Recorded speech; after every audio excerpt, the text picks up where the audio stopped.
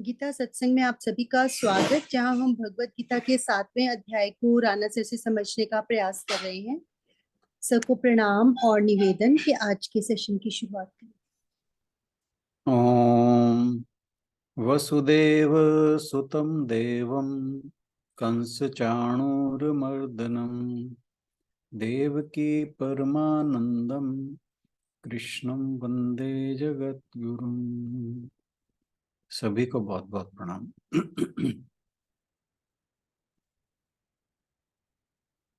हमारी 7वें अध्याय की यात्रा जारी है। कल हमने श्लोक नंबर 27 किया था 7वें अध्याय का, और इस श्लोक में भगवान ने बताया था कि हमारा जो ये जन्म मरण का चक्र है उसका कारण क्या है, क्यों हम बार बार जन्म मरण को प्राप्त हो रहे हैं। उसका कारण है कि जो इच्छा और राग, द्वेष, राग, कामना और द्वेष के कारण ये सारा जगत कहते हैं मोहित हो रहा है। वासना और द्वेष के चक्र में फंसकर सब लोग भ्रमित हो रहे हैं और सारे संसार में ये जो मूर्खता है जिसके कारण यह जन्म मरण का चक्र चलता रहता है, उसमें हम फंसे रहते हैं। और ये जो राग द्वेष हैं, ये मनुष्य के जन्म से ही शुरू हो जाते हैं। एक बच्चा जब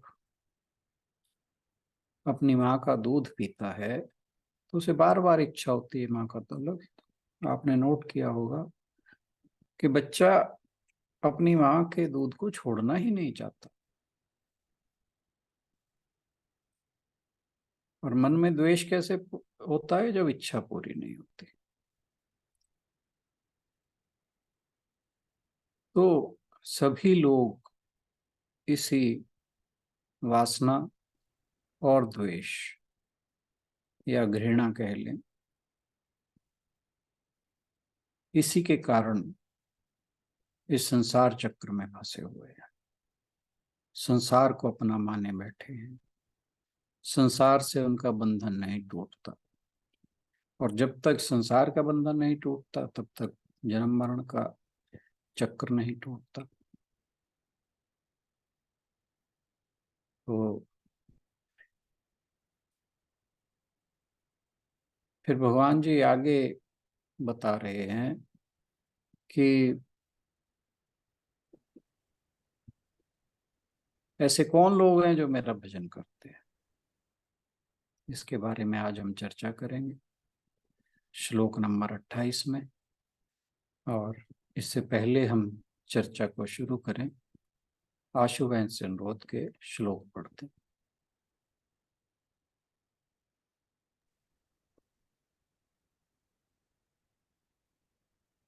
हरिओम जी। ओह सॉरी, मैं पढ़ रही हूँ। हाँ जी। अनीता बहन जी हाँ से। जी। हाँ जी। ओम श्री परमात्मे नमः। अथ सप्तमोऽध्यायः। श्लोक नंबर 28। येषां त्वन्तगतं पापं जनानां पुण्यकर्मणां ते द्वन्द्वमोहनिर्मुक्ता भजन्ते मां दृढ़व्रताः। परंतु निष्काम भाव से श्रेष्ठ कर्मों का आचरण करने वाले जिन पुरुषों का पाप नष्ट हो गया है, वे राग द्वेष जनित द्वंद्व रूप मोह से मुक्त दृढ़ निश्चयी भक्त मुझको सब प्रकार से भजते हैं। इस श्लोक की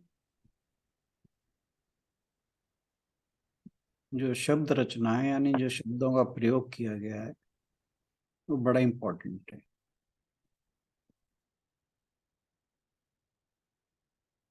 लिखा गया ये शाम तो अंतगंतम, कि जिनका पाप अंत को प्राप्त हो गया है।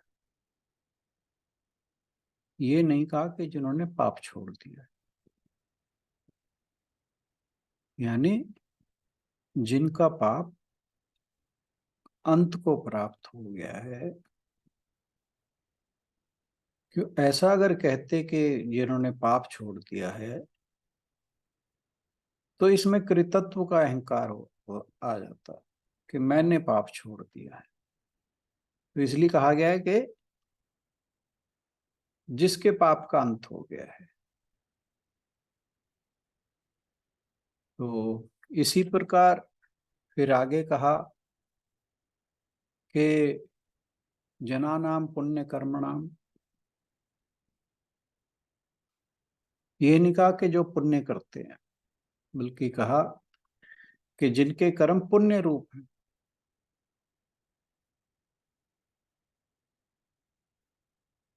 तो दोनों जो अभिव्यक्तियां हैं यहाँ उस बात को कहने की, वो बड़ी अलग हैं। पुण्य किया नहीं जाता, लेकिन जो द्वंद्व से मुक्त हो गए हैं उनके कर्म अपने आप ही पुण्यमय हो जाते हैं। तो इसीलिए यहाँ पे जो कहा गया है वो कहा गया है कि जिनके कर्म पुण्य रूप है। तो कर्म पुण्य रूप किनके हैं? जिनका द्वंद्व खत्म हो गया है। तो जब द्वंद्व खत्म हो जाता है तो वो जो भी करता है, क्योंकि द्वंद्व खत्म होने से क्या होगा? समता आएगी। समता आएगी तो जो कर्म है वो अपने आप ही पुण्य में हो जाते हैं। तो ऐसे व्यक्ति को पाप और पुण्य दोनों ही प्रकार के कर्म बांध नहीं पाते। और पुण्य कर्मा है कौन? जिनको यह याद आ गई है और यह दृढ़ निश्चय हो गया है कि ये मनुष्य शरीर को भोगने के लिए नहीं है। हमें जो ये शरीर प्राप्त हुआ है ये संसार के भोगों को भोगने के लिए नहीं, बल्कि भगवान को प्राप्त करने के लिए है। और यह शरीर मनुष्य को भगवान की कृपा के फलस्वरूप ही मिला है। जिन पर भगवान की कृपा होती है वही मनुष्य योनि प्राप्त करते हैं। और ये इसलिए मनुष्य शरीर मिलता है कि भगवान जो जीव है वो भगवान से एक प्रॉमिस करके आता है कि मैं इस जन्म में केवल तुम्हारा भजन करूंगा। इसलिए ये शरीर मिलता है। लेकिन वो जब इस संसार में आता है तो फिर वो अपने वचन को भूल जाता है, अपने प्रॉमिस को भूल जाता है। और संसार के चारों तरफ जो से रंगीनियां नजर आती हैं, वो सोचता है मुझे यह भी प्राप्त हो जाए, यह भी प्राप्त हो जाए, यह भी प्राप्त हो जाए, मुझे यह प्राप्त हो जाए तो मैं सुखी हो जाऊंगा, यह प्राप्त हो जाए तो मैं सुखी हो जाऊंगा। लेकिन हर इच्छा की पूर्ति उसे अंततः दुख की ओर ही ले जाती है। तो जो व्यक्ति अपने एक निश्चय से शुद्धि होती है यह निश्चय कि मुझे केवल परमात्मा की प्राप्ति करनी है, तो उसका मन शुद्ध होता है, उसके मन में पवित्रता आती है। और यह जो शुद्धि और पवित्रता आती है, ये यज्ञ दान तप आदि नहीं करने से नहीं आती, क्योंकि हमें भगवान की तरफ चलना है। ये निश्चय जो हमारे भीतर होता है वो हमारे अंदर होता है, हमारे अंतःकरण में होता है। और यज्ञ दान आदि जो कर्म है हमारे, वो बाहरी हैं। तो इसलिए जब ये निश्चय आता है कि हमने भगवान की तरफ चलना है, तो हमारा मन शुद्ध और पवित्र होता चला जाता है। पापों का मुख्य कारण है भगवान से विमुखता। जब हम भगवान से दूर होते हैं तभी हमसे पाप कर्म होते हैं।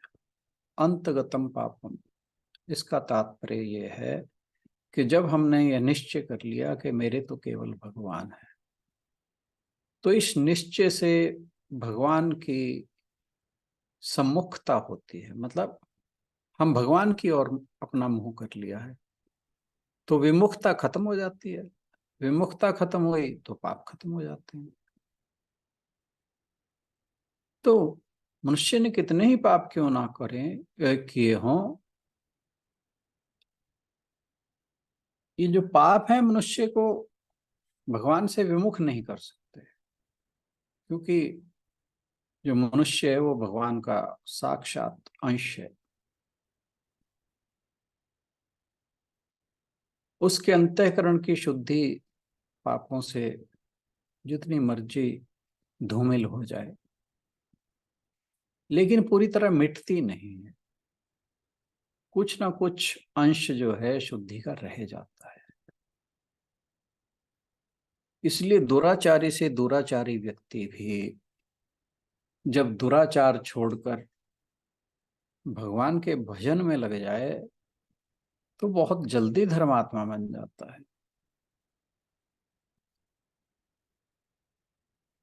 संत महात्माओं के सत्संग से ज्ञान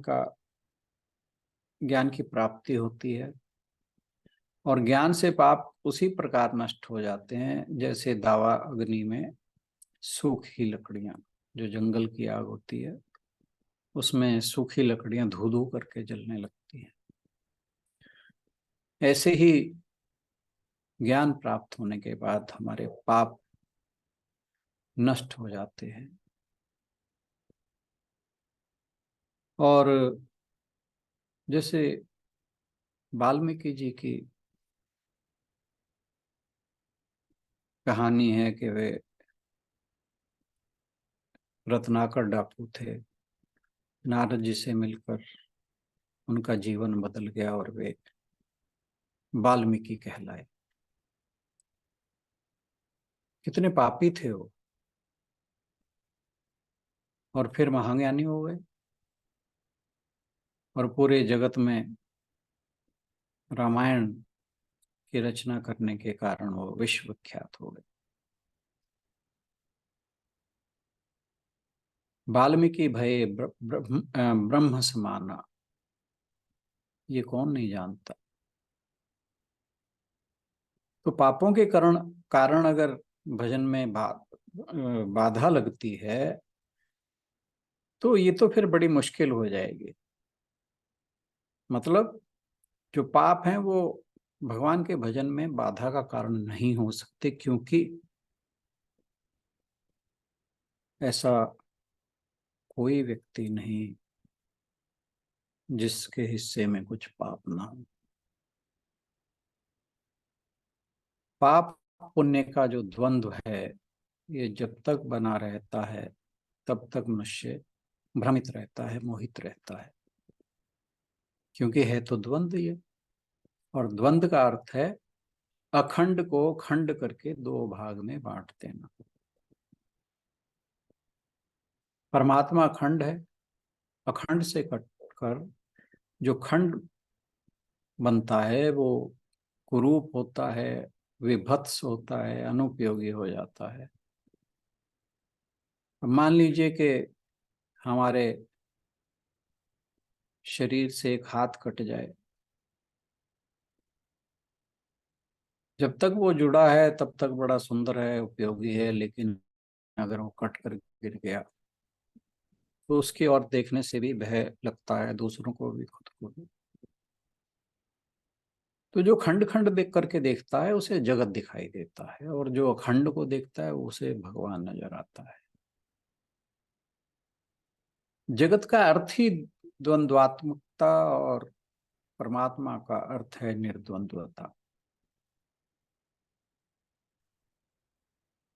सुख और दुख, ये दोनों एक ही चक्कर के दो अरे हैं। अरे समझते हैं आप? जो पहिया होता है, जो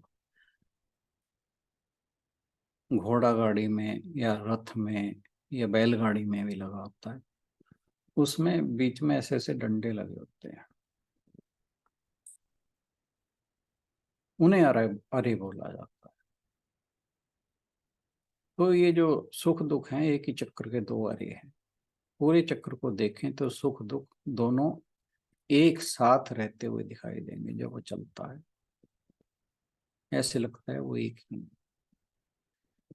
अगर एक एक करके देखें तो सुख के समय दुख नहीं दिखेगा और दुख के समय सुख नहीं दिखेगा।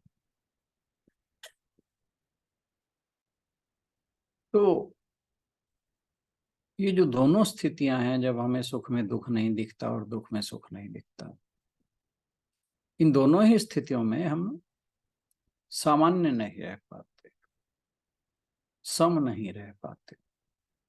पाप पुण्य, सुख दुख, राग द्वेष, ये सब द्वंद्व हैं। इसी के कारण सारे प्राणी मोहित हो रहे हैं। जो हमारे जन्मों जन्मों के संस्कार हैं वही हमें बार बार इन द्वंद्वों में घसीटते हैं। तो हमें करना क्या है? हमें निर्द्वंद्वता के ऊपर दृढ़ रहने का प्रयास करना है, पुरुषार्थ करना है। पाप मनुष्य का स्वभाव नहीं है।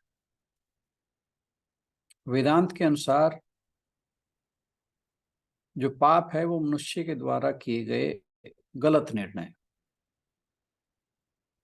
उसने अपने जीवन में जो गलत निर्णय किए होते हैं वे पाप हो जाते हैं। तो जिसने अपने आत्म चैतन्य को सॉरी, ये जो पाप हैं इनका परिणाम यह होता है कि जो हमारा आत्म चैतन्य है उसको ढक लेते हैं। पाप का मुख्य कारण है कि जो स्थूल जगत है उसके विषय भोगों के लिए हमारे मन में तृष्णा या स्पृहा। और पापी व्यक्ति वह है जिसने अपना अधिकतम समय और ध्यान केवल अपने देह सुख के लिए ही गुजारा है। ऐसे पुरुष में देह स्वामी और आत्मा उसकी दासी बन जाती है, क्योंकि उसका देह के साथ तादात्म्य अधिक होता है। और जो ये बहिर्मुखी प्रवृत्ति है, ये सुखों की कामना के लिए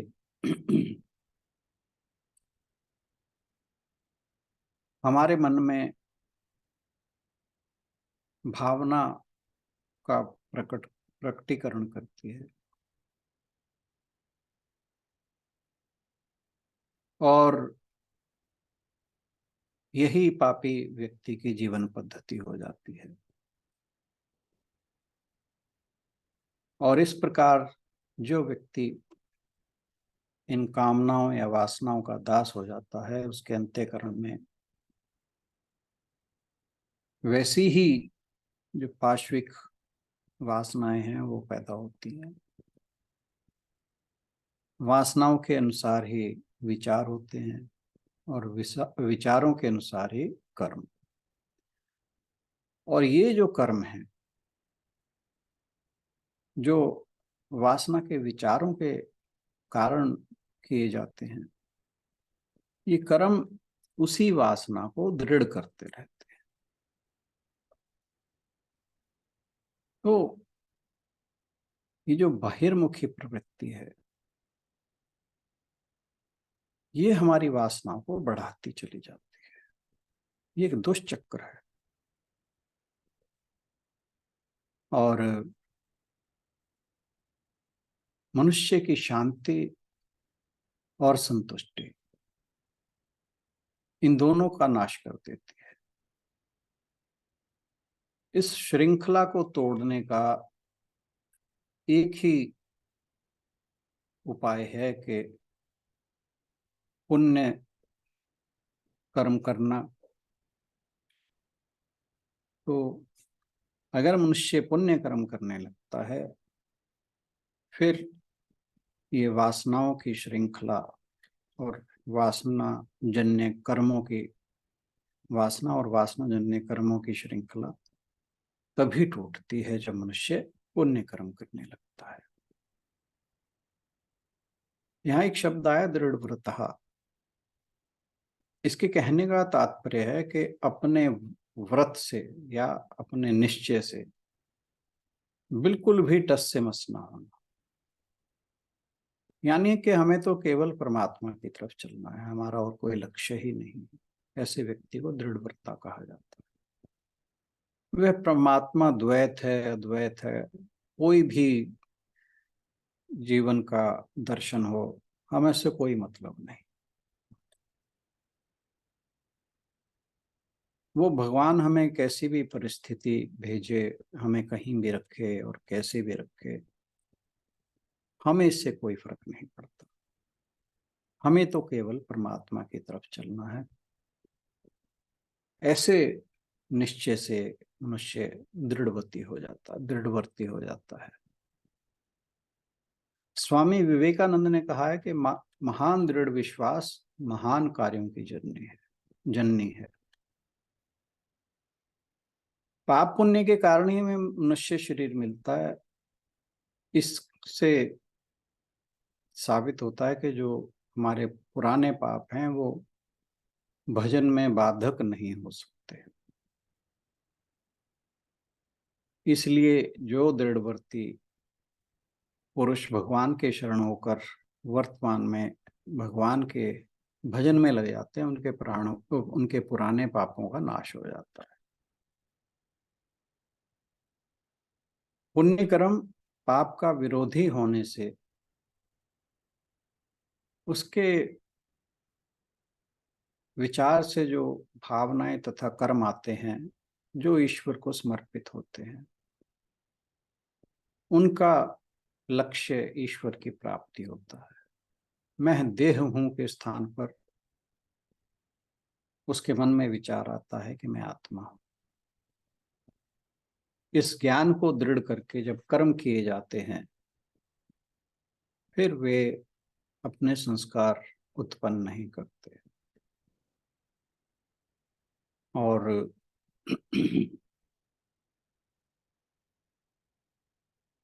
कुछ समय पश्चात ये जो पुण्य संस्कार हैं, जब ये दृढ़ हो जाते हैं, तो सारी पाप वासनाएं नष्ट हो जाती हैं। ऐसा पाप युक्त पुरुष सुख दुख आदि पाप मुक्त पुरुष सुख दुख आदि रूप सभी प्रकार से द्वंद्व मोह से निर्मुक्त हो जाता है।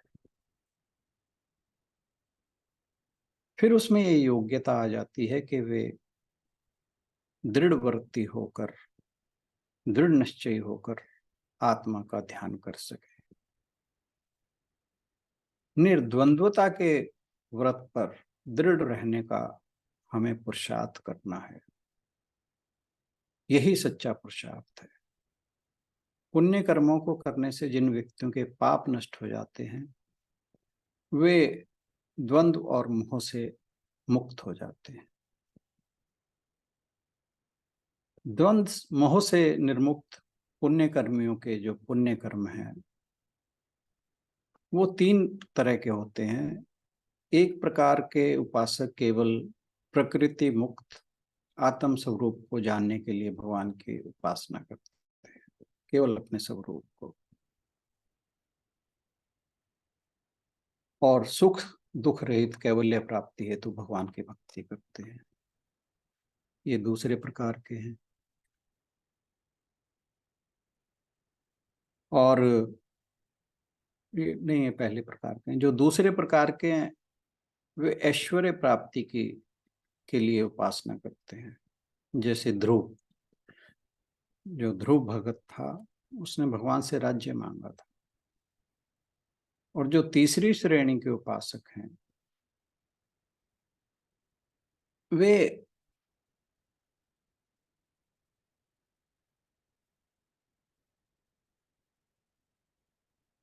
ये गड़बड़ हो गया सारा।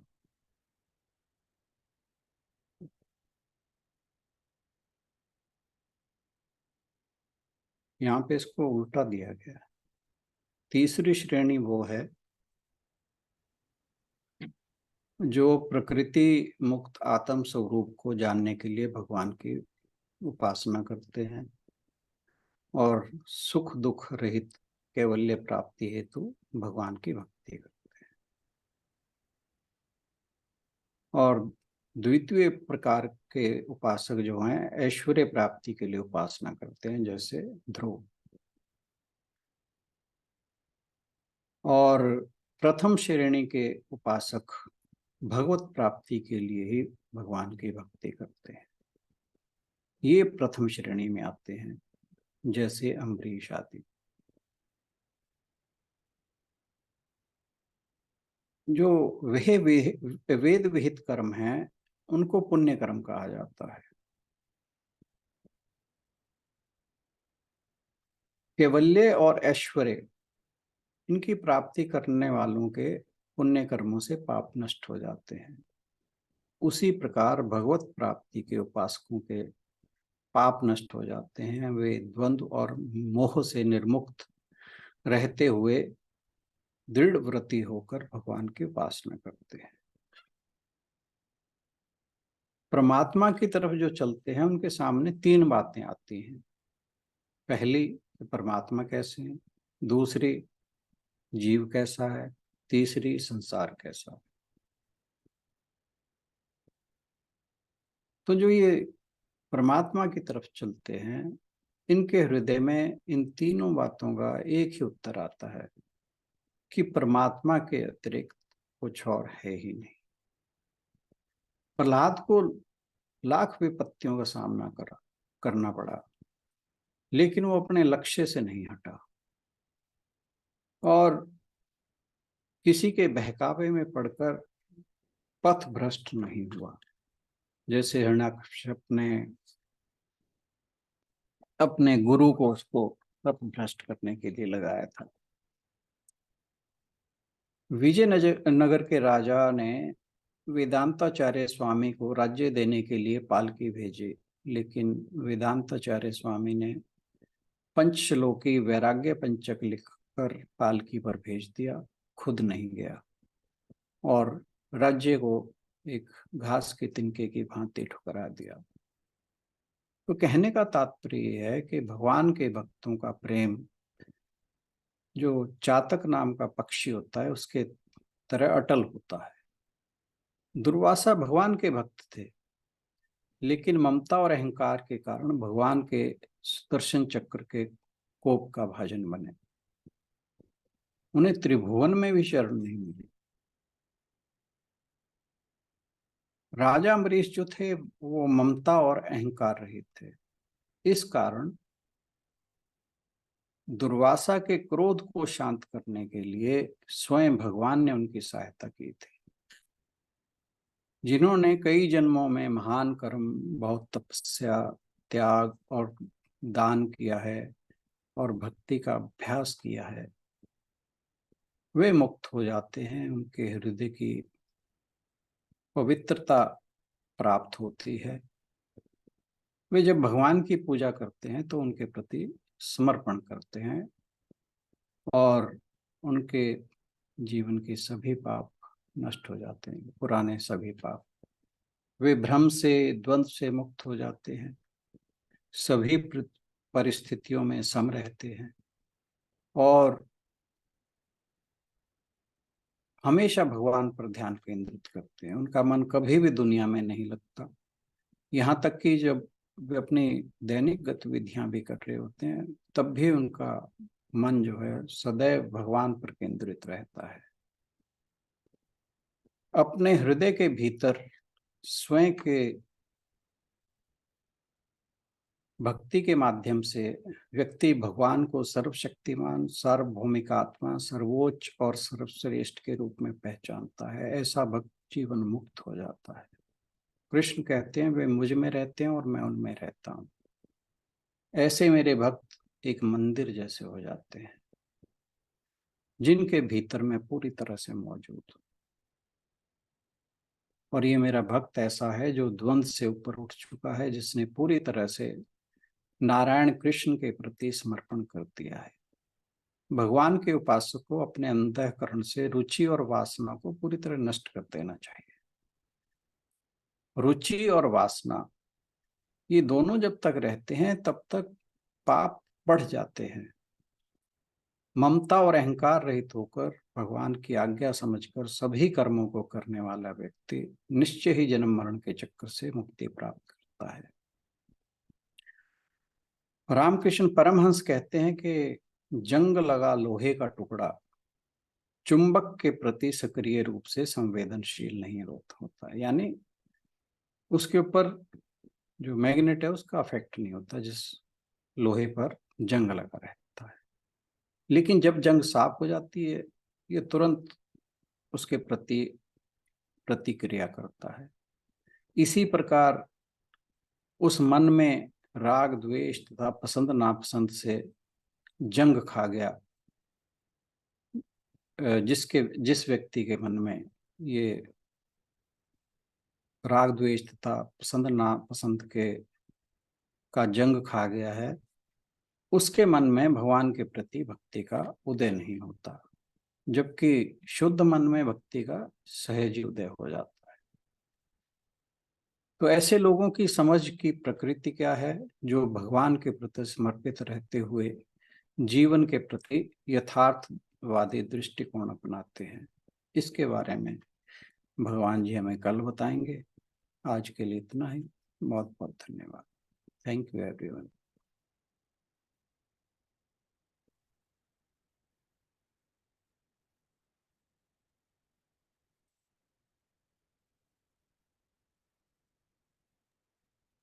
सभी की ओर से राधा सर का भी बहुत बहुत धन्यवाद। इसी के साथ समापन की ओर बढ़ेंगे। ओम पूर्णमदः पूर्णमिदं पूर्णात् पूर्णमुदच्यते पूर्णस्य पूर्णमादाय पूर्णमेवावशिष्यते। ओम शांति शांति शांति। हरि ओम। सभी को बहुत बहुत प्रणाम और आज के सत्संग में आने के लिए बहुत बहुत धन्यवाद। Thank you everyone.